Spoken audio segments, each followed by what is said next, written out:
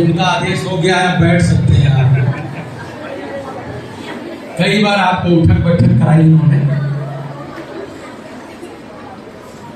आज यहाँ तकनीकी शिक्षा विकास एवं जन कल्याण संस्थान के द्वारा आयोजित कौशल विकास प्रशिक्षण कार्यक्रम के प्रमाण पत्र और शिक्षार्थियों को जो ड्रेस का वितरण का कार्यक्रम है, उस कार्यक्रम के अवसर पर हम सबके बीच में मंच पर विराजमान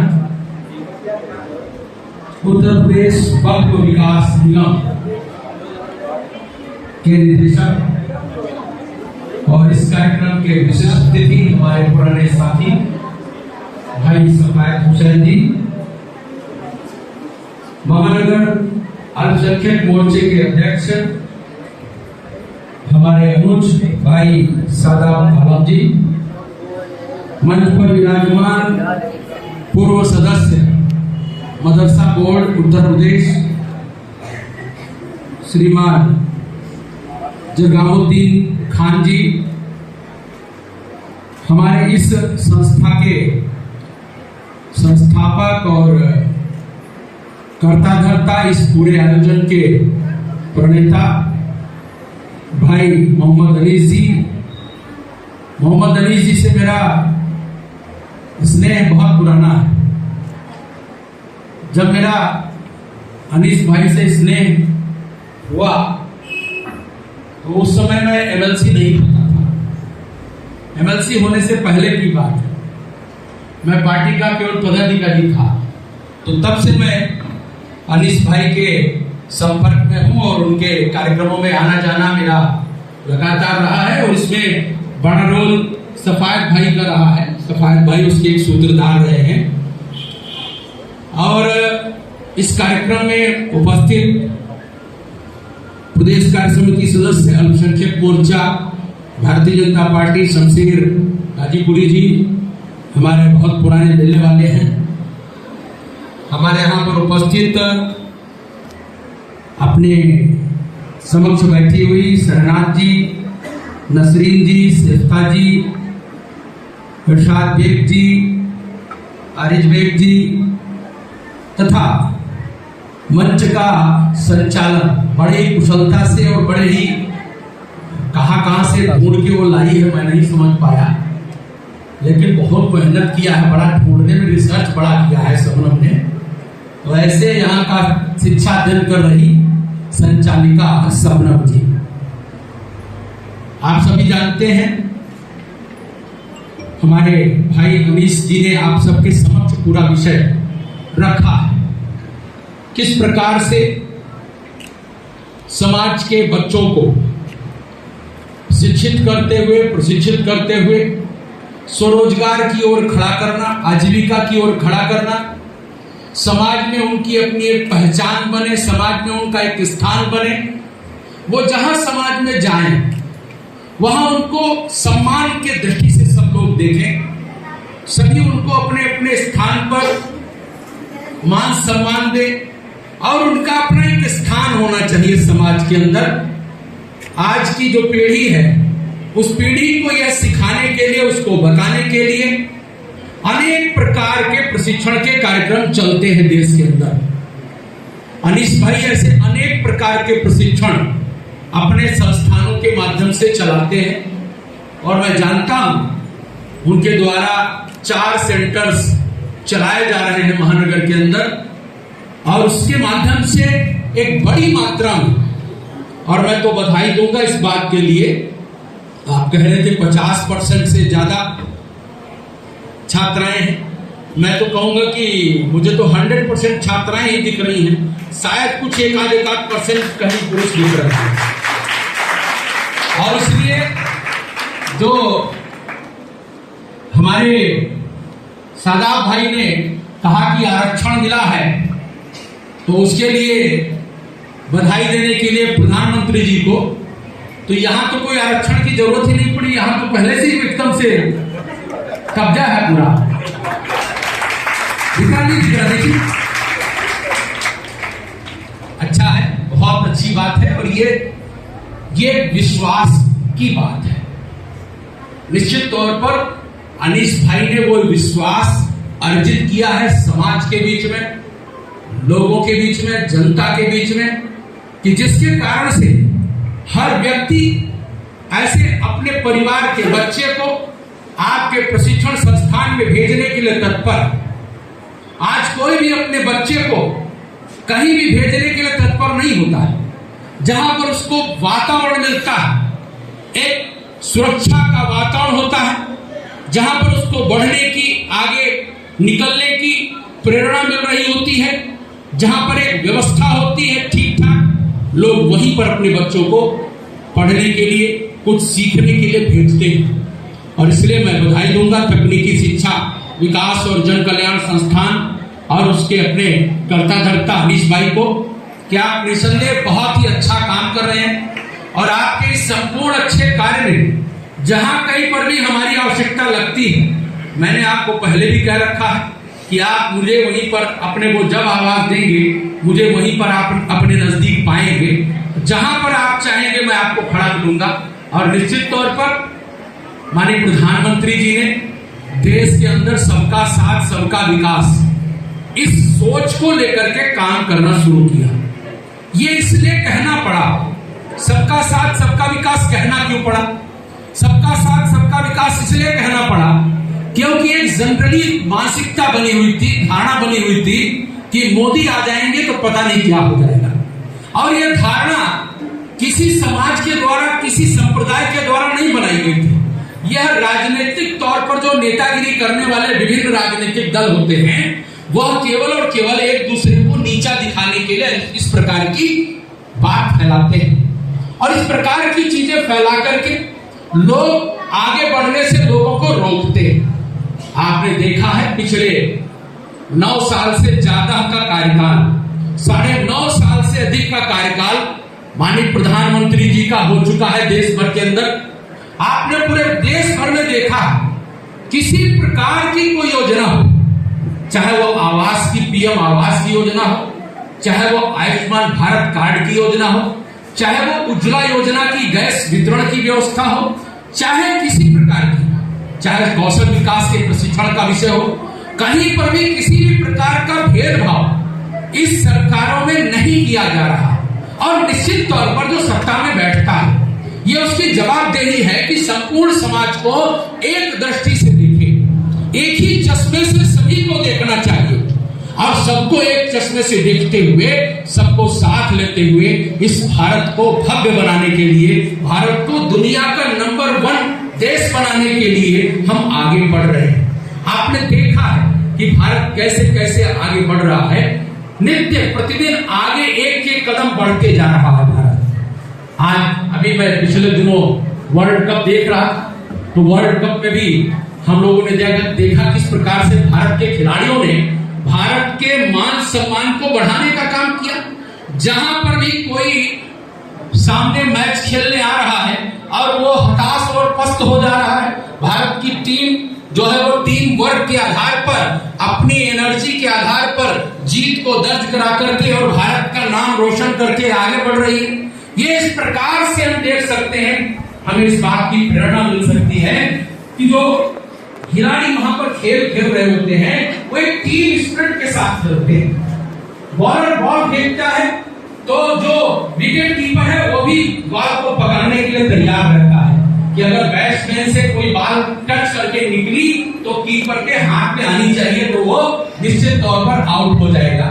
या किसी बैट्समैन ने कोई बैटिंग करते समय बॉल पर कोई हिट किया और उसके बाद यदि कोई फील्डर टीम भावना के साथ, एकजुट भावना के साथ उसको कैच नहीं पकड़ेगा तो कैसे विरोधी जो खिलाड़ी हो कैसे आउट होगा। तो ये इस प्रकार से एक प्रेरणा में देने वाला क्रिकेट मैच भी आजकल देखने को मिल रहा। और हमने देखा कि अभी उसमें, मैं तो यहाँ पर जिक्र करूं न करूं सफायत भाई, कभी कभी लगता है कि अभी भी कुछ लोगों को शायद कुछ चीजें नहीं समझ में आ रही हैं, लेकिन वो चीजें आगे समझ में आएंगी ऐसी मेरे को मन में तमन्ना है। मैं मोहम्मद शमी ने जब विकेट लिए कई सारे, तो सफायत भाई, अनीस भाई, मैं बताना चाहूंगा कि हमारा जो फेसबुक का पेज और जो ट्विटर का अपना अकाउंट है, उसके माध्यम से मोहम्मद समी भाई को जब हमारी तरफ से बधाई और शुभकामना और अभिनंदन का पोस्ट लगाया गया, तो अनेक ऐसे उस पर कमेंट आए। और जब उस पर कमेंट आए तो उसमें से अनेक जो अल्पसंख्यक समाज के लोग थे, उसमें से अनेक लोगों को तो सुखद लगा।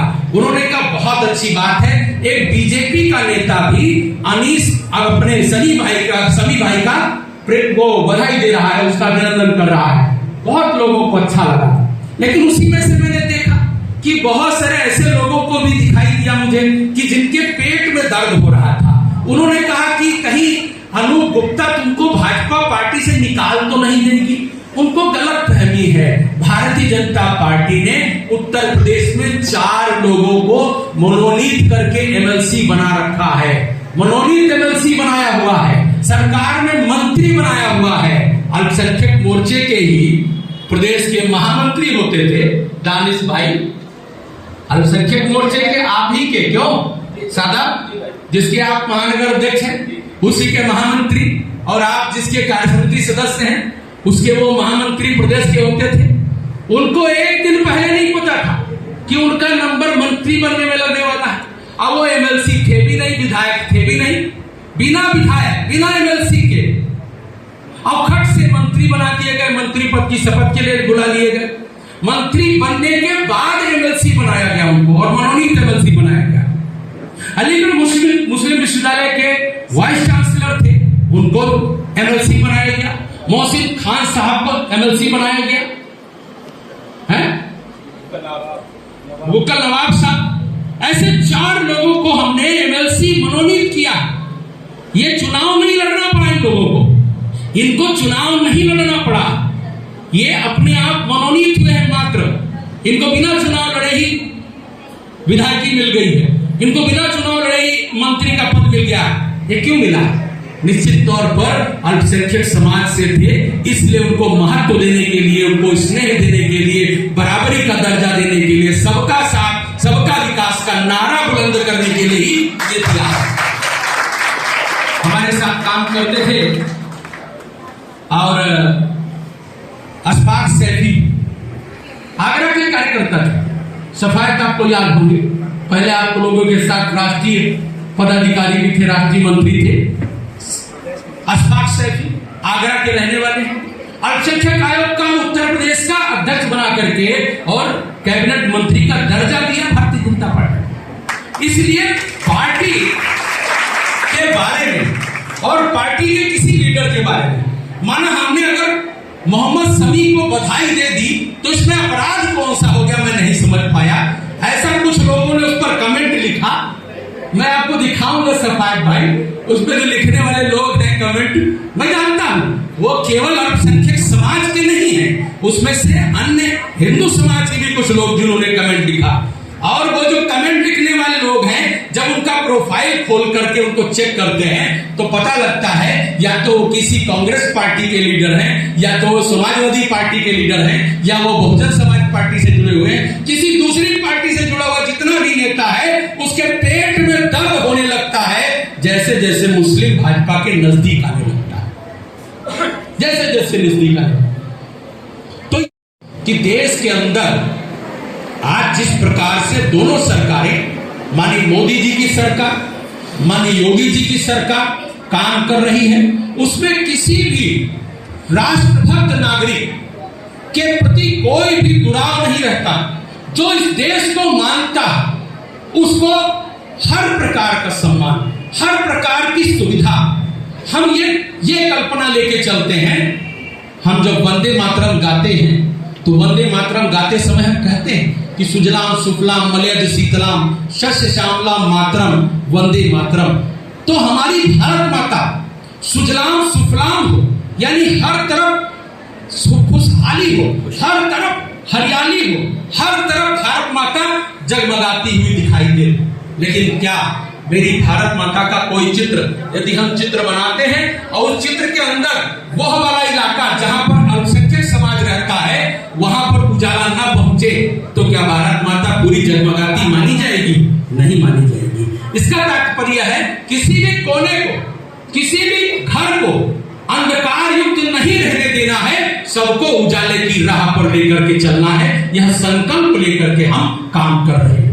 और इसलिए हर भारतवासी को जो भारत में रहता है और भारत को मानता है, हर उस भारतवासी को स्नेह देने का काम, उसको बढ़ाने का काम, उसको बचाने का काम, उसको आगे तक ले जाने का काम हमारी सरकारें कर रही हैं। और ये जो कौशल विकास की योजनाओं के माध्यम से एक अलग जगी हुई है स्वरोजगार की, लोगों को रोजगार देने की व्यवस्था। अभी चर्चा कर रहे थे कि 25,000 से ज्यादा लोगों को प्रशिक्षण अनीस भाई के पूरे संस्थानों के माध्यम से जब से आप काम कर रहे हैं मिल चुका है, और उसमें से 17,000 लोगों को स्वरोजगार भी मिला है। अब यहां एक और प्रश्न खड़ा होता है, अब यहां एक और बात आती है, एक और प्रश्न खड़ा होता है। लोगों को लगता है, लोग कई बार जो क्रिटिसाइज करते हैं, नकारात्मक बात करते हैं, नेगेटिविटी की तरफ जाते हैं, तो उसमें से कुछ लोग कहने लगते हैं स्वरोजगार को रोजगार कैसे मानेंगे? भाई स्वरोजगार को रोजगार क्यों नहीं मानेंगे? क्या स्वरोजगार से पैसे की अर्निंग नहीं होती? क्या स्वरोजगार के लिए कोई ट्रेनिंग नहीं दी गई? क्या स्वरोजगार के लिए आपको जो प्रशिक्षण दिया गया उसमें कोई पैसा नहीं लगा? क्या उसमें कोई योजना नहीं लगी? क्या उसमें सरकार का कोई फंड नहीं लगा? निश्चित तौर पर लगा। और एक और समझने की बात, मैं आपको एक कंपनी का जिक्र करता हूं, आपको ध्यान में आएगा कि क्या है। BSNL नाम की एक कंपनी, BSNL मजाक में हमारे कुछ मित्र लोग कहते हैं भाई साहब नहीं लगेगा। BSNL टेलीकॉम कंपनी है, मोबाइल कंपनी है, टेलीकॉम कंपनी हमको बातचीत कराती है, लेकिन उसको लोग कहते थे भाई साहब नहीं लगेगा, BSNL। उसका फुल फॉर्म ये कर दिया लोगों ने। क्यों? सरकारी कंपनी, सरकारी कंपनी में काम करने वाले जितने भी एम्प्लॉय हैं, वो सरकारी कंपनी में काम करते करते जितनी प्रतिबद्धता के साथ, जितनी ईमानदारी और निष्ठा के साथ उनको काम करना चाहिए, वो नहीं करते हैं। सरकारी उनको तनख्वाह मिल जाती है, सरकारी तनख्वाह मिलने के कारण जब वो नहीं करते हैं, तो यह BSNL जो भारत संचार निगम लिमिटेड था, वह भारत भाई साहब नहीं लगेगा बन जाता है, उसका नाम बदल जाता है। और उसी के सामने कुछ दिन पहले शुरू हुआ जियो हर व्यक्ति के हाथ में पहुंच जाता है। एयरटेल हर आदमी को अच्छा लगने लगता है, वोडाफोन हर आदमी को अच्छा लगने लगता है, क्योंकि प्राइवेटाइज कंपनी।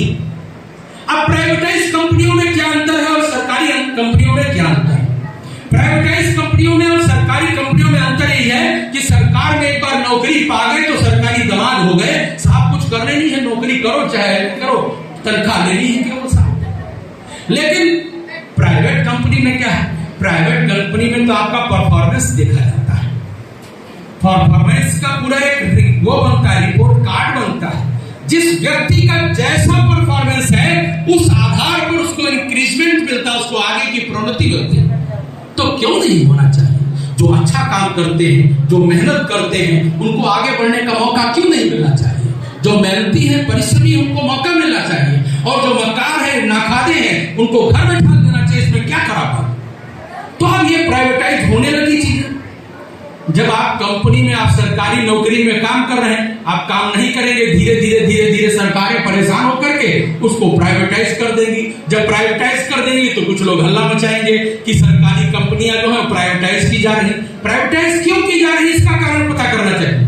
इसका कारण है उन कंपनियों के अंदर घाटा, वो कंपनियां घाटे में जा रही। एक उदाहरण के तौर पर बताता हूं आपको। मैं MLC के नाते से, एक संसदीय कमेटी है PUC, उसका मेंबर, PUC मेंबर के नाते से मैं दौरे पर गया था, अलीगढ़ गया था, मथुरा गया था, आगरा गया था, कई जनपदों की समीक्षा बैठकों में गया था। मैं आपको बताता हूं कितनी आश्चर्यजनक बात। पर्यटन निगम, उत्तर प्रदेश पर्यटन निगम की ओर से कुछ गेस्ट हाउस बनाए जाते हैं। ये पर्यटन निगम जो गेस्ट हाउस बनाता है, ये अलग अलग जगह बनाता है, उसको चलाने के लिए प्रबंध तंत्र बनाया जाता है, मैनेजमेंट बनाया जाता है, जो वहां रहने जाता है उसका भुगतान करता है कमरा लेकर के। मैं जब मथुरा में, मैं सब बातें क्यों बता रहा हूं आपको, उसका भी उत्तर बताऊंगा। मैं जब मथुरा में था तो पर्यटन निगम की जब बैठक ले रहा था सफायत भाई, अनीस भाई, तो मुझे देखने को मिला कि जो मथुरा में जहां पर कृष्ण जी का मंदिर है, बांके बिहारी जी का मंदिर है, वहां कितनी भीड़ आती होगी, कितनी भीड़ आती होगी संसद में, बताओ। पता नहीं कितनी अथाह भीड़ आती है मथुरा में, उस जगह पर जहां पर बांके बिहारी कृष्ण जी का मंदिर है, वहां अथाह भीड़ आती है। लेकिन हमने देखा कि वहां एक पर्यटन निगम का जो गेस्ट हाउस बना है वो सही ढंग से काम नहीं कर पा रहा, उसको सही ढंग से रोजगार नहीं मिल रहा, वहां रुकने वाले लोग नहीं मिल रहे हैं, और उसको भी प्राइवेटाइज करने के लिए पीपीपी मोड पर देने के लिए उसको अनुबंध भेज दिया गया, लिखा पढ़ी चल रही, उसको पीपीपी मोड पर भेज दिया जाए। ये सरकारी तौर पर चल नहीं पा रहा है, इसको प्राइवेटाइज मोड पर दे दिया जाए। मैंने उसी बैठक में ही कहा, वही बात जो भी कह रहा हूं, मैंने उसी बैठक में ही कहा, वहीं पर बैठे हुए अधिकारियों को मैंने कहा, अभी आप इसको पीपीपी मोड पर देने की बात कर रहे हो, और जब हम इसको प्राइवेटाइज कर देंगे, सरकार मजबूरन प्राइवेटाइज कर देगी, जब आप इसको चला नहीं पाओगे, ये इतनी बड़ी संस्था खड़ी हुई है, ये नहीं चल रही है, ये घाटे में जा रही है, तो उसको प्राइवेटाइज करना पड़ सकता है। जब प्राइवेटाइज करेंगे तो आप कहोगे प्राइवेट मोड पर ले दिया। तो भैया ये बताओ कि क्या मथुरा में भगवान कृष्ण को मानने वाले लोग कम आने लगे हैं? नहीं, अथाह भीड़ रहती है, दर्शन करने में बड़ा धक्का मुक्की होती है, लेकिन रुकने वाले लोग पर्यटन निगम के गेस्ट हाउस क्यों नहीं जाते हैं? पता लगा, मैंने कहा तुम्हारे पर्यटन निगम के ही कर्मचारी जो आता है उसके साथ खराब बिहेवियर करते हैं और उसको मजबूर कर देते हैं किसी प्राइवेट होटल में जाने के लिए, और इसलिए प्राइवेट होटल तो चल रहे हैं, 3 स्टार 5 स्टार होटल चल रहे हैं मथुरा में, लेकिन पर्यटन निगम का जो सरकारी गेस्ट हाउस है वो नहीं चल पा रहा। तो ये इसी बात का द्योतक है कि जब हम सरकारी नौकरी में आने की दिशा में होते हैं तो हम अपने दायित्व बोध से चूकते हैं, हम अपने दायित्व बोध से हट जाते हैं। जब हम दायित्व बोध से हट जाते हैं तो सरकारें अंततः उस व्यवस्था को, उस संस्था को, उस कंपनी को, उस व्यवस्था को प्राइवेटाइज करने के लिए मजबूर हो जाती है, और जब मजबूर हो जाती है तो हमारे कुछ विपक्षी दल फिर इसको लेकर हल्ला मचाते हैं, प्राइवेटाइजेशन हो रहा, प्राइवेटाइजेशन हो रहा। हम जिस दिशा में चलना चाहते हैं, आपको कौशल विकास का प्रशिक्षण देते हुए, हम जिस दिशा में चलना चाहते हैं, आपको विभिन्न प्रकार के ट्रेड्स के माध्यम से प्रशिक्षण देने के लिए, मैं भी पिछले वाले कार्यक्रम में गया था, वहां पर जो बच्चियों को सर्टिफिकेट वितरित किया गया वो ब्यूटिशियन का था, ब्यूटिशियन का था। ब्यूटिशियन में अपने पिछले वाले सेंटर पर ब्यूटिशियन के लिए जो बच्चियां अपनी तालीम प्राप्त की उनको प्रमाण पत्र दिया गया। यहाँ general duty assistant, GDA health care के रूप में, टूरिज्म हॉस्पिटलिटी के रूप में यहाँ पर प्रशिक्षण दिया गया। अनेक ट्रेड, अलग अलग विधा, हर अलग अलग विधा के माध्यम से उसकी ट्रेड तैयार करते हुए और उसमें लोगों को ट्रेनिंग देना, उसमें से लोगों को प्रशिक्षित करते हुए और अपने पैर पर खड़ा होने के लिए लोगों को तैयार करना। अनेक ट्रेड्स, उन ट्रेड्स के माध्यम से हम, अभी हमको अनीश भाई ने बताया, अनेक हमारी ऐसी बैंकें हैं, ऐसी संस्थाएं हैं जो सरकारी संस्थाएं हैं जिनके माध्यम से हमको लोन भी मिल जाता है। मुझे लगता है कि जो अपने सफायत भाई का है उससे भी लोन जाता होगा, नहीं दिया जाता, वित्त विकास से जाता है, वित्त विकास निगम से दिया जाता है। तो ऐसे अनेक संस्थाएं जिसके माध्यम से लोनिंग दे करके लोग अपने स्वरोजगार करें, अपने को मालिक बन करके खड़े हों। हम कहीं पर नौकरी करने की मानसिकता से ही क्यों ग्रसित रहे हुए, हम कल को मालिक बनने की मानसिकता में भी तो आ सकते हैं। हमारे पूरे देश भर को हम नौकर बना के खड़ा कर दें, बजाय इसमें से कुछ लोगों को मालिक बना करके खड़ा कर दें, वो अपना खुद का रोजगार डालें, अपना खुद का कारखाना डालें, लघु उद्योग करें। लघु उद्योग के क्षेत्र में भी नए नए एंटरप्रेन्योरशिप के आधार पर नए नए लोग खड़े हो रहे हैं, नए नए उद्यमी खड़े हो रहे हैं, युवा उद्यमी खड़े हो रहे हैं। आप उनकी जब गूगल पर आप सर्च करेंगे, अनेक प्रकार के नए युवा उद्यमी खड़े हो रहे हैं देश के अंदर, और वो स्वयं रोजगार अपना बनाए हैं, और केवल अपना रोजगार ही नहीं बनाए हैं, उन्होंने अनेकों हजारों लोगों को रोजगार भी मुहैया कराया है अपनी कंपनी में, अपने संस्थान में। और इसके माध्यम से हम अनेक प्रकार के मैन्युफैक्चरिंग का काम कर सकते हैं। जो मैन्युफैक्चरिंग हम करेंगे वो विदेशों तक जाने वाली होगी, तो हमारा भी व्यापार बढ़ेगा, भारत का भी नाम बढ़ेगा। ऐसे विभिन्न बातें जो आज समाज के प्रत्येक नागरिक को समझने की है। आप सब जागरूक छात्राएं हैं, आप सब पढ़ी लिखी छात्राएं हैं समाज की, और समाज में इन सब चीजों में से जो सकारात्मक चर्चा है, जो पॉजिटिव चर्चा है, उसको ले जाने का काम आप सब करेंगी। ऐसी मैं आप सबसे प्रार्थना करता हूं। मैं आप सबसे प्रार्थना करूंगा कि समाज में कैसे अच्छी बातों का प्रचार हो सकता है, कैसी अच्छी चीजों का प्रचार प्रसार हो सकता है। पीएम विश्वकर्मा योजना भी शुरू की है प्रधानमंत्री जी ने।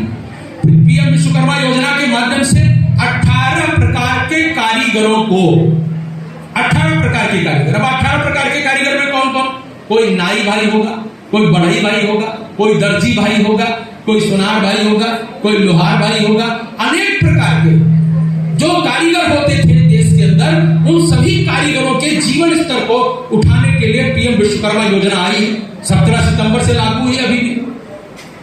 उस योजना में जितने दिन ट्रेनिंग लेने के लिए व्यक्ति आएगा, प्रतिदिन 500 रुपए का स्टाइपेंड फीस भी मिलेगा। आप कल्पना करिए, लोग ट्रेनिंग लेने जाते हैं तो पैसा दे करके ट्रेनिंग लेते हैं, और पीएम विश्वकर्मा योजना में ट्रेनिंग दी जाएगी तो जो लोग ट्रेनिंग लेने आएंगे उनको 500 रुपया स्टाइपेंड फीस अलग से मिलने वाली। ये एक प्रकार से अपने भारत के युवा को, अपने भारत के नौजवान को, अपने भारत के लोगों को, अपने भारत के जरूरतमंद लोगों को खड़ा करने का एक प्रयास है। उनको अपने पैरों पर खड़ा करना, उनको अपने पैरों पर खड़ा करते हुए इस भारत को खड़ा करना। भारत खड़ा होगा, हम सब खड़े होंगे, कभी भारत खड़ा होगा। ऐसा नहीं हो सकता है कि अकेले एक व्यक्ति के खड़े होने से भारत खड़ा हो सकता है। भारत तब तक नहीं खड़ा माना जाएगा जब तक भारत का एक एक नागरिक, उसमें जाति, संप्रदाय, मत, इसकी आवश्यकता नहीं सोचने की। हर एक व्यक्ति के जीवन में बदलाव आना चाहिए, हर एक व्यक्ति के घर उजाला पहुंचना चाहिए। इस संकल्पना को लेकर के हम सब काम कर रहे हैं, हम सब प्रयास कर रहे हैं। आप सबके जीवन में खुशहाली आए, आप सबके जीवन में जीवन स्तर उठे, आपको सम्मानजनक जीवन जीने का अवसर मिले। बेटी बचाओ बेटी पढ़ाओ अभियान के माध्यम से जो योजना चली, उसके माध्यम से आपको बताना चाहूंगा कि जब इस देश के अंदर ये योजना आई थी, उससे पहले देश में जो पुरुष और महिला का जो अनुपात था, उस अनुपात में 1000 पुरुषों के सापेक्ष 900 लगभग महिलाएं ही होती थी। लेकिन आज इस योजना का ये प्रभाव है, लोगों की सोच में परिवर्तन आने के कारण से आज 1000 पुरुषों के सापेक्ष 1027 महिलाएं हो गई हैं। महिलाओं की संख्या बढ़ी है, बेटियां बढ़ी हैं। और इतना और कहूंगा, इन सब बातों का प्रभाव ये है कि आज राफेल उड़ाने के लिए भी बेटी आगे आ रही है। और अगर नेतृत्व करना होता है गणतंत्र दिवस पर परेड का, तो उसका भी नेतृत्व करने के लिए कोई बेटी सामने आ रही है। इसलिए देश में बदले हुए समय पर जो बदला हुआ वातावरण है, उसमें आप सभी, हमारी जो बहनें यहाँ पर हैं, जो बच्चियां हमारे यहाँ पर हैं, उन सब के माध्यम से मैं यही चाहूंगा कि आप सब समाज के अंदर सकारात्मक वातावरण बनाएं। कैसे हमारी सरकार, डबल इंजन की सरकार सही दिशा में, सकारात्मक दिशा में काम कर रही है, आप सब उसका लाभ लेते हुए अन्य लोगों को लाभ दिलाने का काम करें। भारत माता को मजबूत करने के लिए जो भी हो सकता है वो आप अपने स्तर से करें। इतनी ही बात कहते हुए, प्रार्थना करते हुए अपनी बात को विराम करूंगा। बहुत धन्यवाद।